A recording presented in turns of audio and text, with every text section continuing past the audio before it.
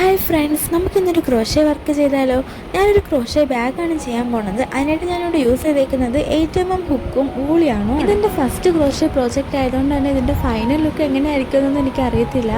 എല്ലാവരും ചെയിൻ സ്റ്റിച്ചൊക്കെ പഠിച്ചിട്ടാണ് ഈ ബാഗിലോട്ടൊക്കെ എത്തുന്നത്. പക്ഷേ ഞാൻ വിചാരിച്ച് ഫസ്റ്റ് ഞാനൊരു ബാഗ് വെച്ചിട്ട് അങ്ങ് പഠിക്കാമെന്നും. ഇത് ബബിൾ സ്റ്റിച്ചാണ് ഞാനിവിടെ ചെയ്തേക്കുന്നത്. അതുകൊണ്ട് തന്നെ എൻ്റെ ഫസ്റ്റ് റോ ചെയ്യാനായിട്ട് കുറച്ച് ബുദ്ധിമുട്ടുണ്ടായിരുന്നു. അത് കഴിഞ്ഞിട്ട് പിന്നെ കുഴപ്പമൊന്നും ഉണ്ടായിരുന്നില്ല.